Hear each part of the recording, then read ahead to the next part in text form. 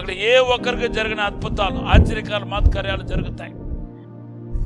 యేసుక్రీస్తు నామములో మీ అందరికీ శుభములు తెలియపరుస్తున్నాను. దేవుని యొక్క కృప మీ అందరికీ తోడుగా ఉండగాక. మీరందరూ బాగున్నారా? దేవుని కృపను బట్టి మీరు బాగుండాలని, దేవుని సన్నిధిలో ప్రతిరోజు ఎదగాలని ప్రార్థిస్తున్నాను. ప్రార్థన ఆలకించే దేవుడు మీకు అద్భుతం జరిగించాలని కోరుతున్నాను. యోహాను సువార్త 14:14 ఈరోజు దేవుడు మీకు ఇచ్చిన వాగ్దానమై ఉంది. దేవుని బిడ్డలారా, యోహాను సువార్త 5వ అధ్యాయం 5 నుండి 14 వచనాల్లో ఏ ఒక్కరికి జరగని యేసు ద్వారా జరిగే అద్భుతం ఈ పక్షవాయు కలిగిన వ్యక్తికి మాత్రమే జరిగింది. 38 సంవత్సరాలుగా మరి ఎంతో బాధపడ్డాడు. దేవుని బిడ్డలారా, ఆయన్ని దేవదూత బాగు చేయలేకపోయింది. అనేక తరుణాల అవకాశాలు, ఆపర్చునిటీ పోగొట్టుకున్నాడు. ఏ మనుషులు ఆయనకు సాయం చేయలేకపోయారు. ఏ ఒక్కరు తోడుగా నిలవలేకపోయారు. ఒంటరివాడుగా మిగిలిపోయాడు. అనాథగా మిగిలిపోయాడు. ఇంకా మరణ నాకు తప్పదంటూ వ్యాకుల పడుతూ, చిందిస్తూ, బాధపడుతూ, మరి ఏం మాట్లాడాలో ఏం చేయాలో తెలియక దిక్కుదోచని స్థితిలో ఉన్న ఆయనకు యేసు ప్రభు అద్భుతం చేసినట్టుగా, తన మాట ద్వారా స్వస్థత ఇచ్చినట్టుగా మన పరిశుద్ధ గ్రంథంలో చూస్తున్నాం. ఈరోజు ఎవరికి దేవుని యొక్క అరుదైన అసాధారణమైన కార్యం జరుగుతుంది. అందరిలో కొన్ని వేల మందిలో ఎవరికి అద్భుతం జరగబోతున్నాయి? ఎవరిని మాత్రం ప్రభు దర్శించబోతున్నాడు? ఎవరికి మాత్రం దేవుడు మేలు చేయబోతున్నాడు అంటే మనుషుల చేత చేయబడబడిన వారు. కనీసం ఏమైనా బాగుపరుచుకోవాలి, మనకు మనమే బాగుపడాలనుకున్నా కూడా బాగుపడని స్థితిలో ఉన్న వాళ్ళు ఎవరైతే ఉన్నారో వారికి దేవునికి అద్భుత కార్యం జరగబోతున్నాయి. చూడండి, ఈయన పలుకుతున్న మాటలు చూడండి.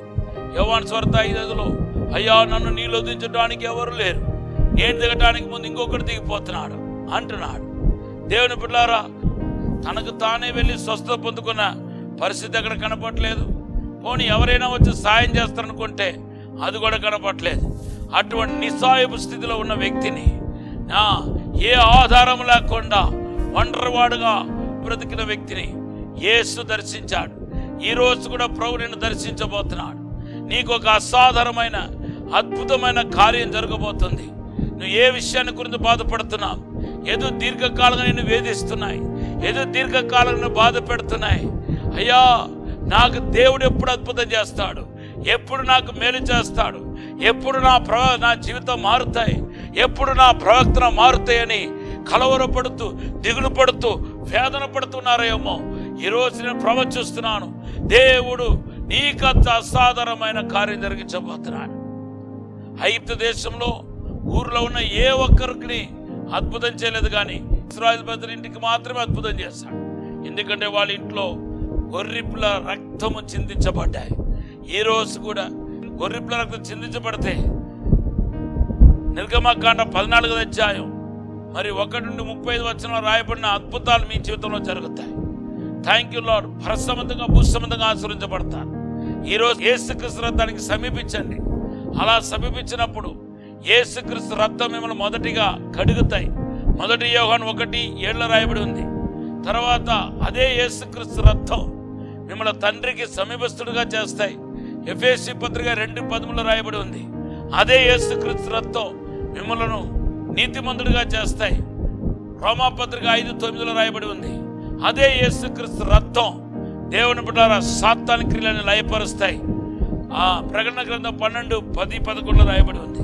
ఎబ్రీ పత్రిక 9:14లో మన మనస్సాక్షిని కూడా శుద్ధీకరించేది యేసు రక్తం అని రాయబడి ఉంది. యేసు రక్తం ఎక్కడ ఉందో అక్కడ ఏ ఒక్కరికి జరిగిన అద్భుతాలు, ఆశ్చర్యకాలు, మహత్కార్యాలు జరుగుతాయి.